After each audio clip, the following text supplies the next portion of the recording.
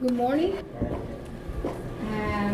We were expecting more people, but there is a problem with the red line and some issues. So, but we're going to start. I am Mayela Jackson, and I am one of the web developers for Drupal and ATF. And we maintain and support the ATF.gov website. And then she is Nikki. I'm nphilippeaux, also known as Nikki. I'm one of the project leads for this project and a content admin for ATF.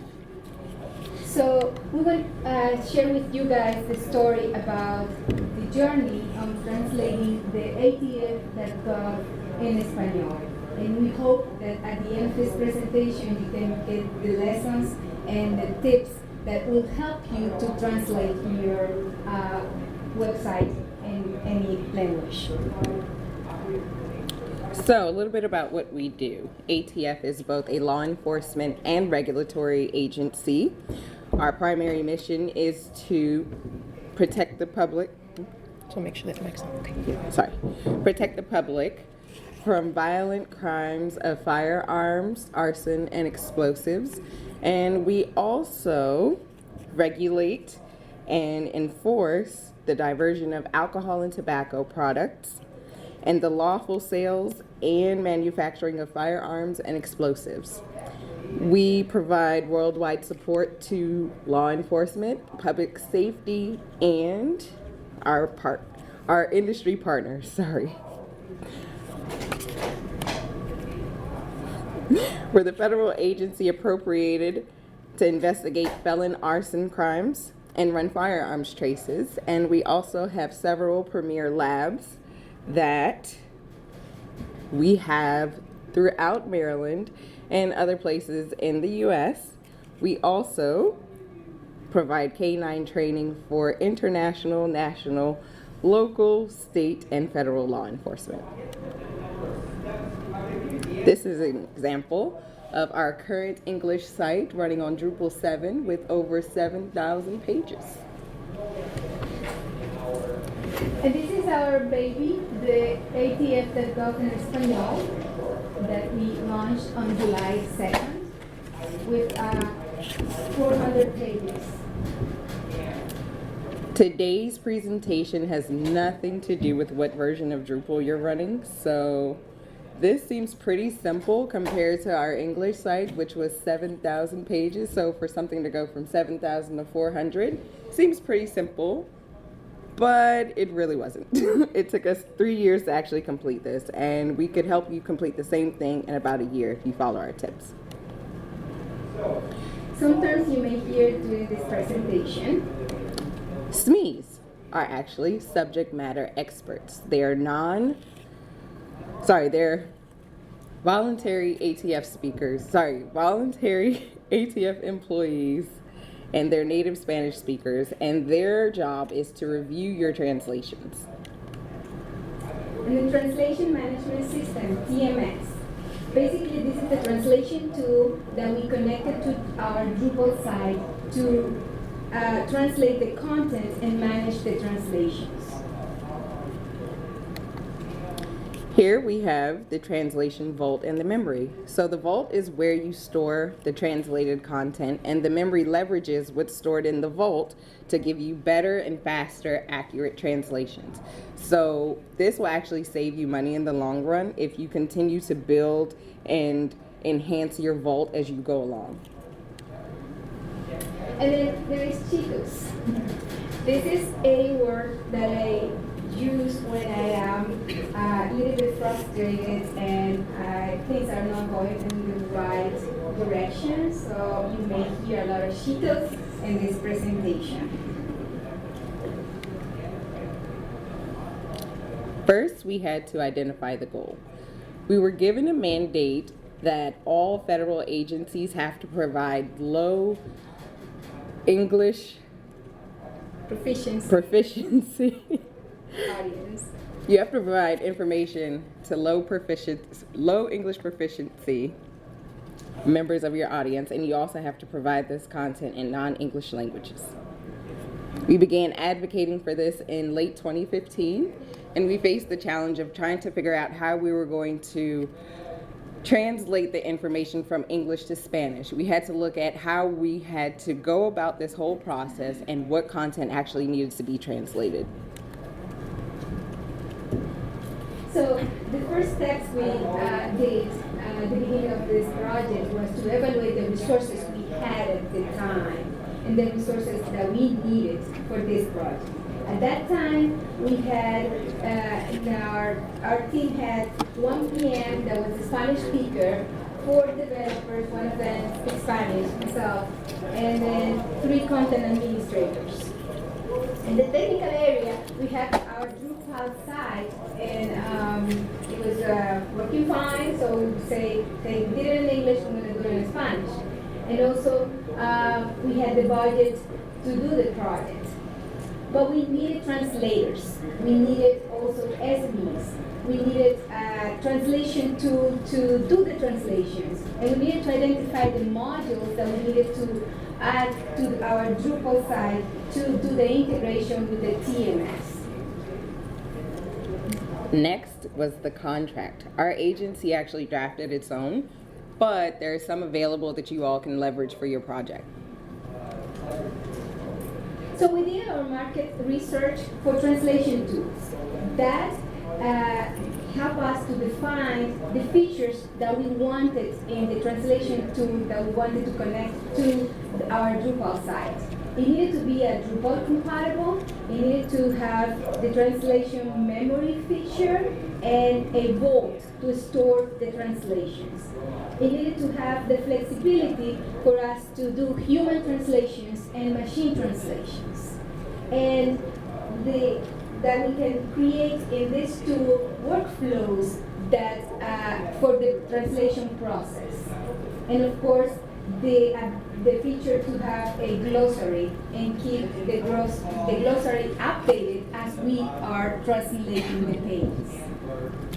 So we also did market research for our translators. However, we went with the TMS that came coupled with its own translators. And when you do this research, it's best to pretty much choose someone that has knowledge in your subject. So if your agency deals with, for example, law enforcement, it's great to have someone who has knowledge in the field of law enforcement so that when they do translate your content, it actually makes sense. And we also encourage you all to look at the price that they have the translations broken into. Are they charging you per word or per segment? You have to also look at if they're going to charge you extra if you send up a bunch of content, and even though some of the segments may not be exactly the same, but they have some words that are similar. So are they going to give you a discount for that, or are they still going to charge you the same price? So I talked about the TMS workflow in the previous slide. So I'm going to kind of detail you what exactly a TMS workflow is. It's basically a set of phases that in the process of translating a page. And you can have in your translation tool, you can have many workflows as you want. So first it starts with uploading to the TMS a page for translation. It goes through the leverage memory phase, which is basically going to the vault and it's going to identify any segments already translated and see if it can leverage on the content that you're translating at that moment. Then goes to the phase of translation. This is a human translation, and then this is a translator that is going to complete the translation that is then leveraged. And then goes to the phase of SMEs review. So we have the translation and our ATF SMEs go and review and approve the translation.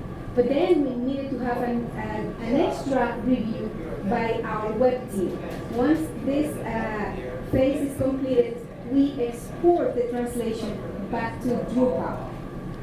And then you download your translations. Next, we have our SMEs. So first we had to recruit our SMEs, and we sent out an email blast, and we pretty much got about 10 to 15 volunteers. So we trained them on how to use their TMS, and then we assigned them each evenly a certain amount of pages to review. Once we started to realize that time was of the essence and they were going on vacations, they had to deal with their children, other assignments, we had to start going back into the system so we can check to see their progress and reassign them to someone else when they were inactive for a while. So at this point, we felt that we were doing progress. So basically, we were doing translations. The Drupal site was connected to the translation tool, and we were sending content for translation, getting the translation back to Drupal, and in the meantime, we were doing also the content inventory of the things that we wanted to translate. We had our SMEs trained and our content administrators trained, so we were kind of in a good shape to say, yeah, maybe by the end of the summer of 2017, we're going to get this project done. So, quick show of hands, you be the judge. Do any of you all hear, notice, or realize there are any red flags? Yeah? All right. Actually, there are a lot of red flags. Yeah. Basically, we were translating in the dark. We didn't have content inventory completed. We didn't have an information architecture completed. And we were sending content for translation. That's not the way to do this. You first need to have your content inventory in English. What is that you have and what is that you're going to translate.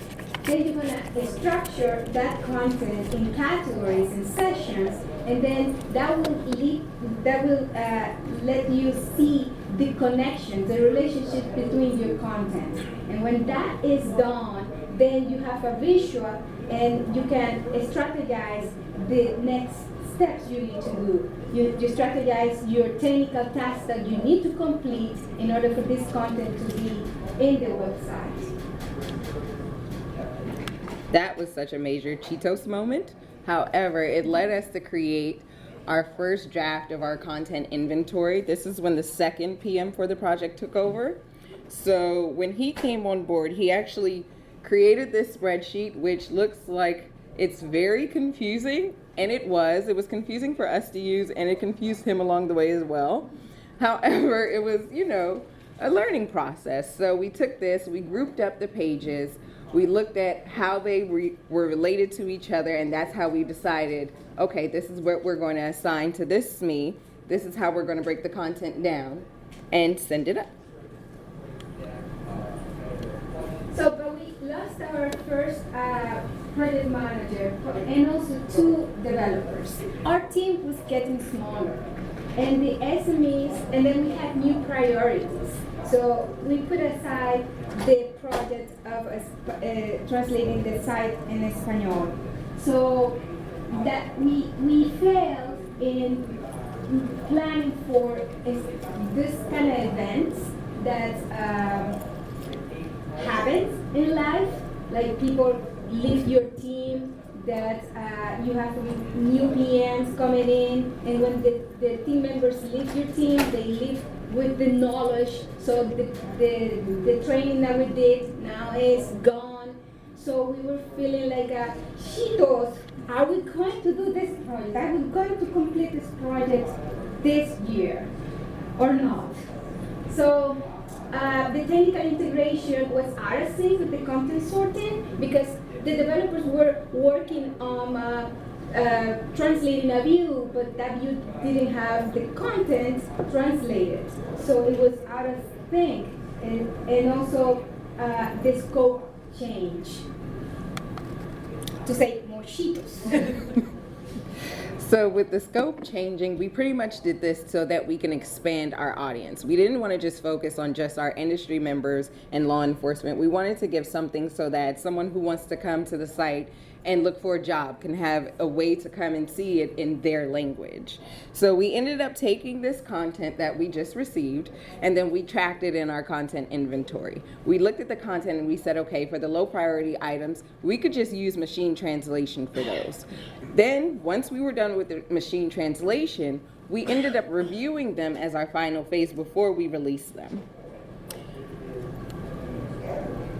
This is the second content inventory that grew from that first original list. And this is where we broke our content down into phases. And we decided for phase 1, we were only going to include a certain amount of pages. We were only going to include a certain amount of sections and subpages for those sections. So we wanted to give our audience a way to actually navigate the site and for it to make sense. And when you break the content down in this type of structure, it allows you to build this relationship before you even started doing the code.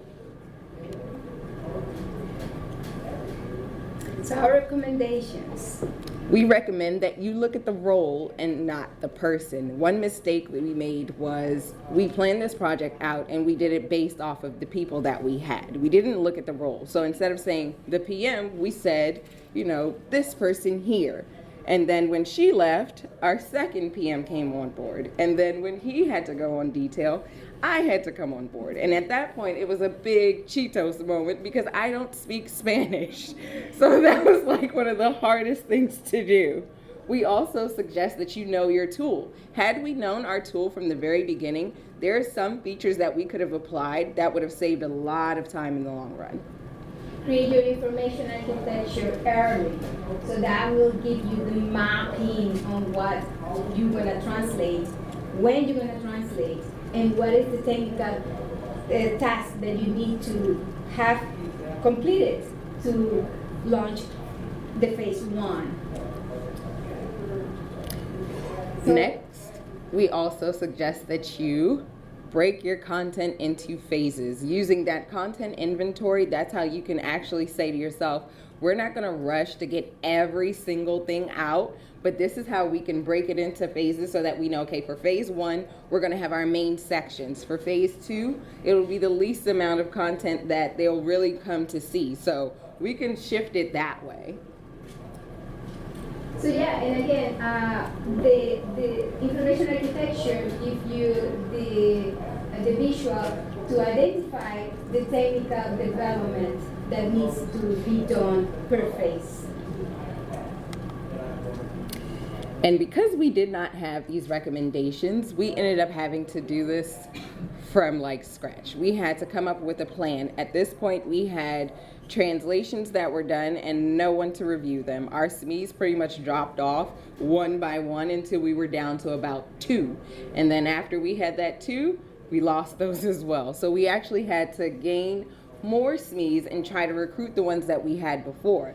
So we sent out an email blast and we also posted the advertisement on our digital signage boards. We put the title in Spanish to draw their attention immediately, and then we detailed what it was that we needed in the body.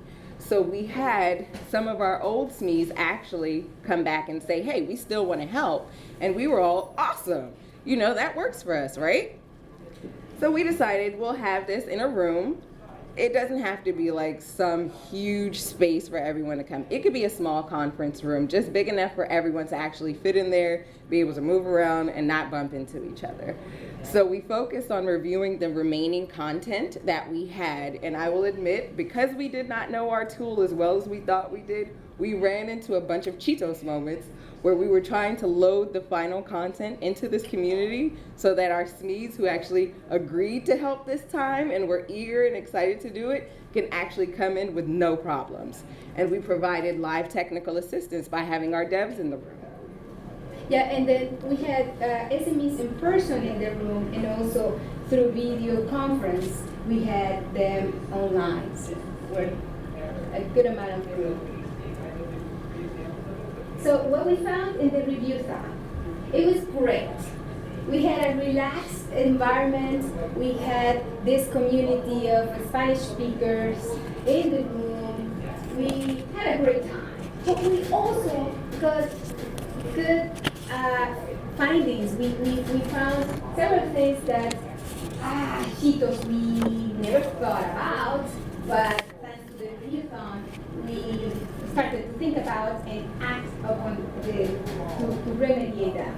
So one of the things that we found was the inconsistent translations. For example, in the group of SMEs, they will say, okay, how am I going to translate the name of our agency in Spanish? Some of them say bureau, departamento, agencia. So we need to establish like a rule, a standard word for that. So we decided to go with agencia.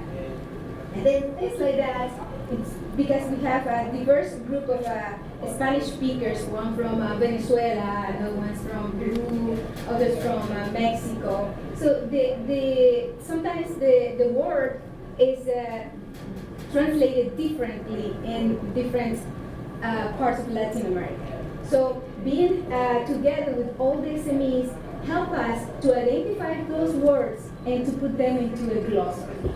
So we came with the idea to do the glossary. Things that you should do at the beginning of your translation project. Another thing to note was that because our SMEs were siloed at first, we didn't know that there were different versions of our name throughout the site because it was different for each country. One thing we also found was that we had undefined acronyms, and we also didn't have our external links marked. So again, we didn't want to be that agency that provided you with just a page where it was just the content that was translated and the navigation didn't make sense because it wasn't translated, or there were some reasons where, okay, I'll click this link here thinking I'm going to another section of this Spanish microsite, and it takes me to an English page, and I never knew I was even leaving. So to create a great user experience for our Spanish speakers audience, we decided to create a set of rules on situations like that. So when a link that goes to a external English page, we tell them in parentheses en inglés. So it's only, you're gonna click there, but you're gonna go to a page that is in English.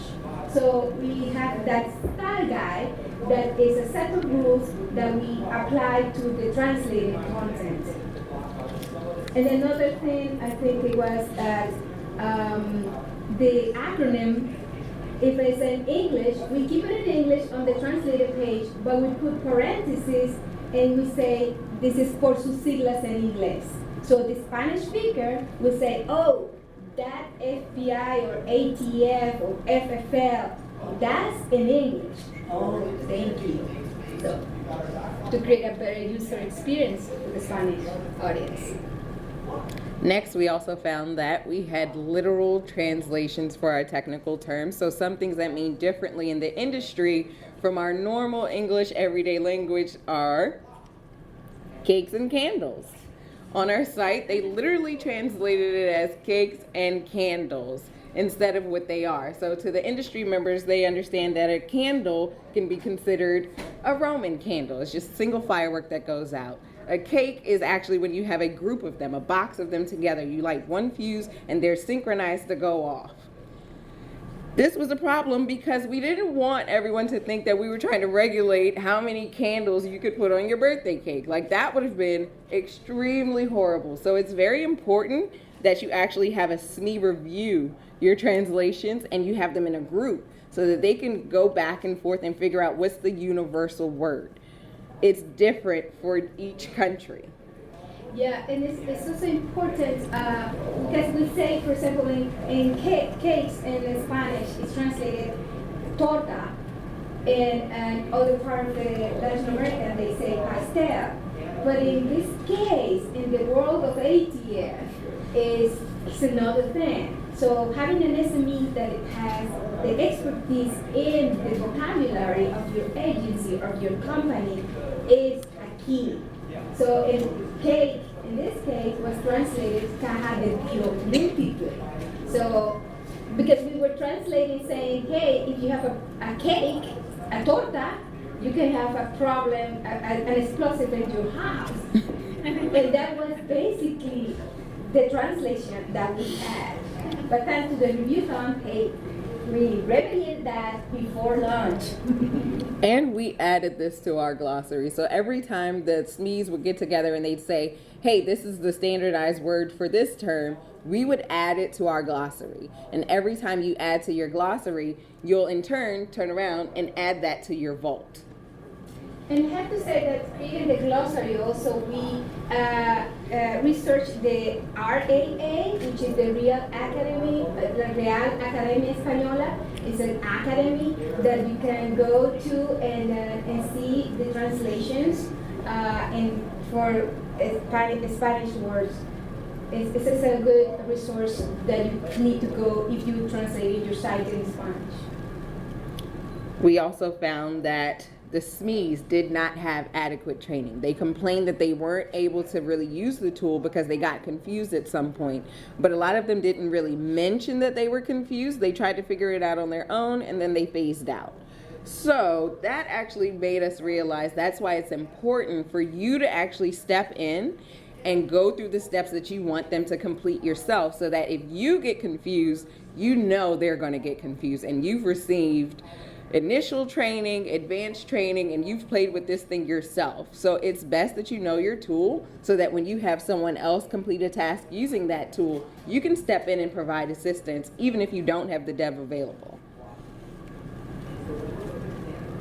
So recommendations, part 2. We suggest that you hire your own translators to avoid having instances where you'll have literal translations. Again, go with someone that has expertise in your field. So this will also allow you to build a relationship with them. You'll grow your translator. You'll enhance their expertise. You'll make them understand how things actually function in the industry. So that way, even when they're done with your contract, they still have that knowledge to go on somewhere else and you still have accurate translations. We also suggest that you research to see if your agency or company has a language proficiency program. For us, they provided monetary awards for those who actually went through the program and dedicated hours of foreign language services.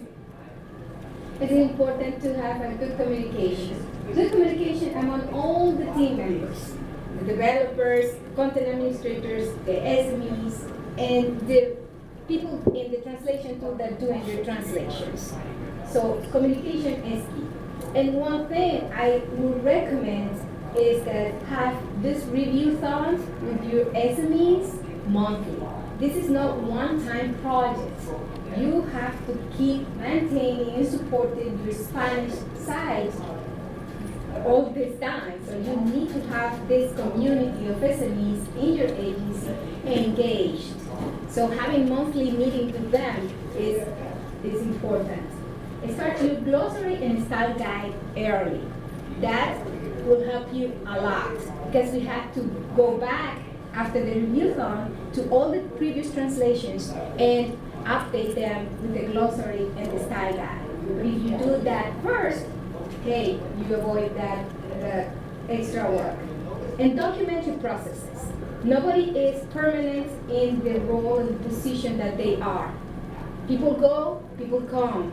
So if you document how you do your processes, and people that come in will find out, what is the status of the project, and they want to keep going and keep working in the project, so the project stays alive.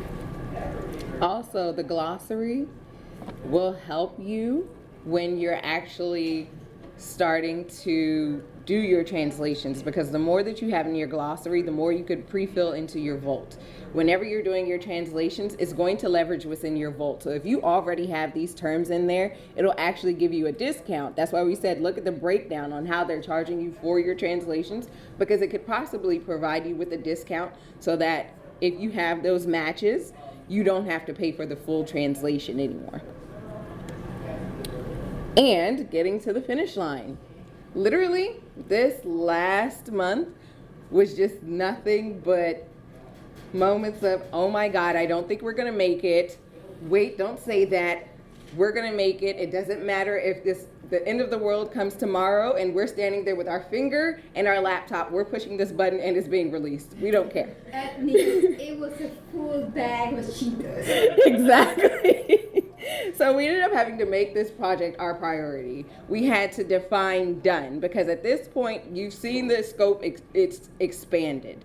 So we've gone from our simple 100 pages to now we're going towards over 400 pages. What you also have to do is remember, leverage that TMS memory and the vault as much as you can. Constantly go back in, make your updates. That's what we did for the last month. We sat and we literally went through all of the pages link by link, and we discovered that we had some things that were translated in the initial phase that we actually did not have tracked in our content inventory sheet. So we ended up having to go back, mark those as phase 2, and then make sure that nothing on phase 1 depended on those items. And then we also looked at how we were going to plan our launches. We also suggest that you do it in phases as well. We did alpha, beta, and public launches.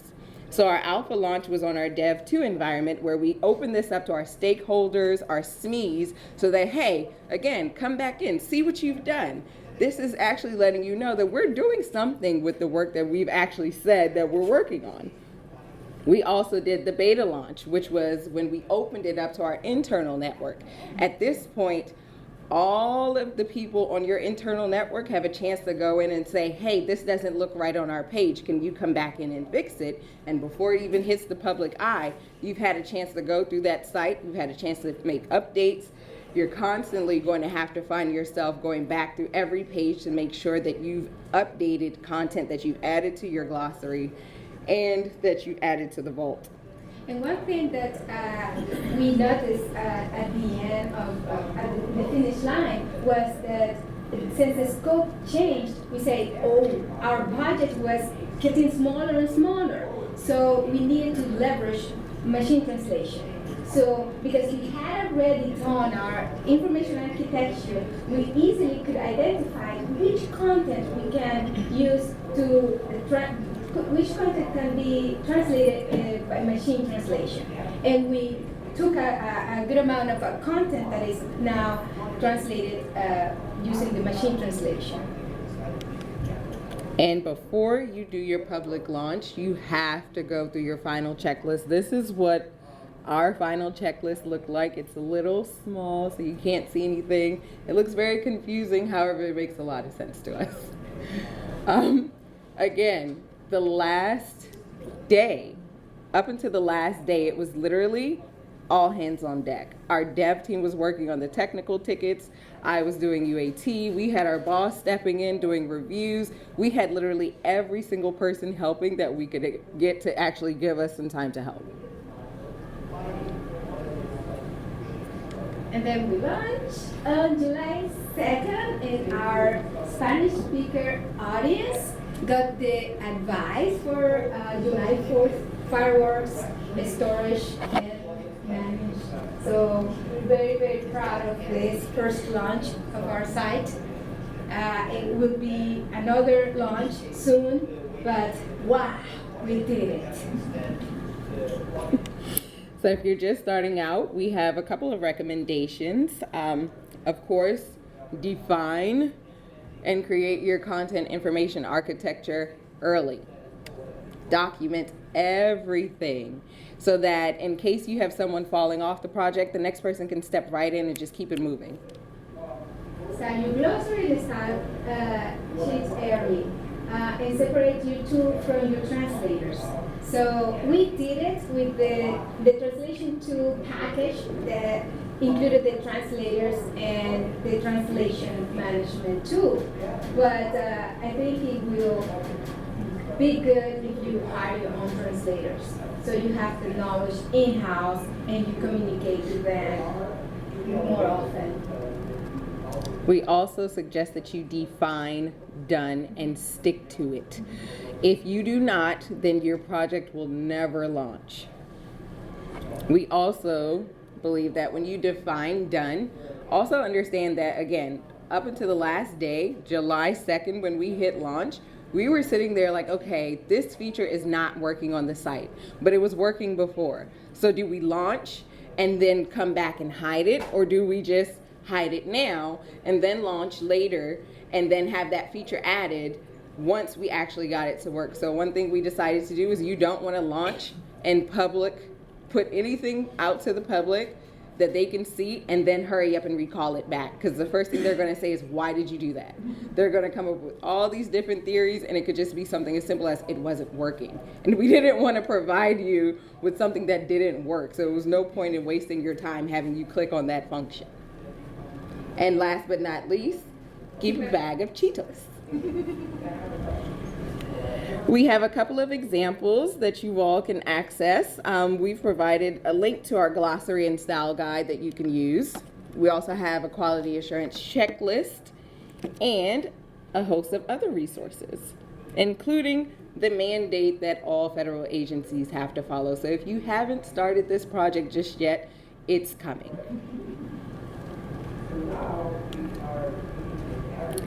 Now, there are some questions we aren't able to answer over the recording. However, we're more than happy to actually discuss more with you offline. And Yeah. that's So it. you have any questions?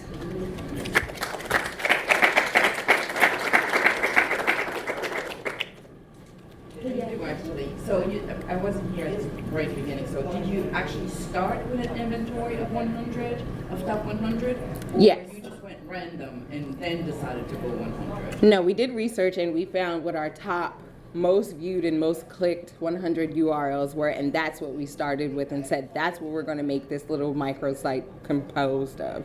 However, you can't just look at those top sites because they have components that are attached to them that may not actually show up in that initial list. Oh, sorry. You? You? Oh, yeah. Did you keep all your translated content in one directory, or is it mixed in with wherever the content lives in your site? Like you have an español directory? So we have, in the translation management tool, we have the vault that keeps all the translations. And in the Drupal side, we have a node that is in the database, goes to the translation that we exported from, that we imported from the translation management. So when you look at the URL, it doesn't say. No. We don't have directories.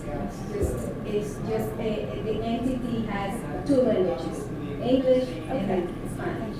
If you're asking about the URL, so we have the URL stays in English, just to have a consistent experience, and then it's ATF.gov/ES/ whatever the other path was in English. So that's how we, and that's how a lot of agencies are doing it. Either they change their domain or just add like a little folder right after the domain that's ES or Spanish. Okay. Yep. But it doesn't mean that translation, that page is like the file is on that directory. Yeah. It's just the path. Sorry, you and then you. I was just curious about your, earlier in the presentation you mentioned volunteer SMEs. And I'm just curious, were these existing staff, or did you bring in new people for the project? Like, were they both subject matter experts of ATF as well as Spanish? So they understood Yep. the inside lingo, I guess. Yeah, they were ATF employees, so they already had the expertise. They just had the benefit of speaking Spanish, so that's why we needed them. So whatever language that you go with, find a SME that is like great in your expertise, like that subject that you're translating, they should have full knowledge of what it is. Otherwise, again, you'll have the cakes and tortas issue. So, they wouldn't come from general public, that work in your... Yes. Because this is internal information right now. Like, you don't want this to come out and it's incorrect. Which TMS tool do you guys use? We'll answer that just because we can't really, since we're government, we don't want to endorse one company over the other, and there's a lot of good systems out there, but we can definitely tell you what we used offline. One last question. Mhm. So it sounds like a very huge undertaking, a big setup. huge number of resources. So once you've completed the project, how will you keep those sites updated and up to date? 'Cause I'm from City of Alexandria. The biggest challenge we have is that we have these pages that were updated 2011. And when you keep trying to get the SMEs and those that are responsible for this to keep those sites updated and remove them, it's challenging. So how do you keep the sites up to date when their English versions are kept up to date? Well, you can tackle this issue in the initial phase when you're doing your content inventory. When you look through that content, check to see what the last updated date is. For us, we actually have that date posted at the bottom of most pages. And if you have content that's been updated, you'll go and make the updates on your English side and then resend them back up for translation. And then once they're completed, that's when you bring them back. So with the SMEs, you actually just have to keep reassigning them the page to go back in and review. And just a quick note on that too. So that was part of our decision on what to do machine translation with a human review and what to get a real full human full workflow on. So for example, like our pages that didn't change much, we did the whole full translation, the full review, because we knew those would stay pretty constant and it would just be a word or two that would change usually each time. For press releases, which are coming out every single day, machine translation with a human review, and that's on our calendar for every Friday to go in any of the new press releases. Human looks at them, make sure they're consistent with the glossary, and then push them up. And so we kind of did the machine versus human to help us keep up to date on those really quickly changing. But our press releases are also pretty repetitive. A lot of them use similar sentences, so that kind of helps us have nice machine translation because it's learned at once. So you have to keep those volunteers on. Right? You have to And keep then them some of engaged. Yeah, get busy, and so it's a constant effort to recruit more SMEs and bring them in and train them. And we also had a couple just volunteer this last week, so there's always new interest. Does your TMS give you any sort of automatic notification if your English content has changed without, can things slip through the cracks? So it will actually show up. For us, it showed up in Drupal. So once we updated the page, it'll change colors to say, hey, this content has changed, re-upload. So that's how we're able to do it. That's why we also suggest that you constantly go in. Like, it doesn't have to be every day that you go into the system to see what has changed, but at least make it a task and a priority to do it maybe every 2 weeks. But don't wait until the end, because if you wait until the end, you'll have so much stuff that you have to fix, update, and change that it's just going to draw out that deadline that you had. So in order to save time, just do it like a routine, something simple. We're the content admins for she's the dev, I'm the content admin. So once we're making the changes on the public site, I already know to go in, all right, let me send these up for translation, and that way it's already done. I'll update it on that sheet that we had, the content inventory sheet that we had. That actually is where we mark every single thing. If the content has changed, all right, go back in and redo it. It'll tell you what the percentage of, what the translation percentage was done, the SME review percentage, every single thing was detailed in that content inventory. Sorry, it was him. How important do you think it is to translate your URL databases? Like from a user experience perspective, is it kind of nicer if your URL slugs are translated into Spanish as well, or do most people sort of not care about that? We follow what other agencies are doing, keeping them in English.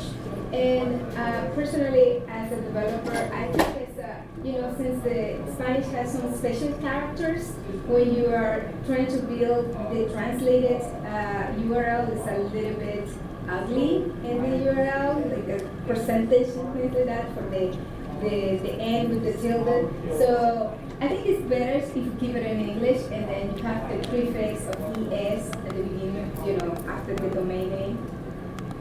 I had never thought about that. Can Unicode aid in URLs? Do you have like an in I think it's possible, but I think you need to do a tweak in the module that you're using. I haven't done that, but I think it could be fixed. Sorry, it was heard and then. Just for a quick follow-up, you can hit Unicode, but when they're a person trying to type in URL manually, they have to do that, which impacts the combination of keys to make an end with a tilde. So when you were provided differing translations from SMEs or different countries, how did you decide what the standardized word that went into your glossary was going to be? It was a great debate. And then we finally hashed it out, and we did more research after the review-a-thon. We marked all of the changes that they noted, and then we did more research. We allowed them to hash it out. We found what the universal term was, and Abby can speak a little bit more on that. So I was kind of the keeper of the glossary, and I don't speak Spanish, but I've learned a lot of these terms from keeping it up. Another good tip is to look on Google. So if you have a couple different combinations that are possible, look at both on Google. We'd find one that has only a couple hundred pages with that term, and one that has 50,000. So obviously that's the more used term for that particular thing. We also invested in a legal dictionary for us because we have a lot of press releases about cases. So definitely invest in a Spanish-English dictionary that's in your subject matter area, and that helped a ton because that was all the SMEs could agree. If we could pull out the dictionary and say, okay, we're between these two terms, the dictionary says this, it's a trusted source, that helps resolve. But the review-a-thons get passionate because everyone feels like their word, what they think is the right word, and so it's fun though. Everyone really enjoys it. So we let it hash out, but we do make sure we leave the room with a decision. That's the most important thing. Huh? We can't even do voting because people feel so passionate about it. So we have to get that unity of decision. And usually people might be a little grumpy about it, but everyone kind of talks it out. Did you go back to the list of resources? And these slides are already up on the Drupal website. Oh, they are? Yes. So all these are links. So instead of the quality assurance checklist, I typed that up in a Word doc instead of that crazy bulletin board. So a Word doc version of it. Thank you. And that's it. Thank you.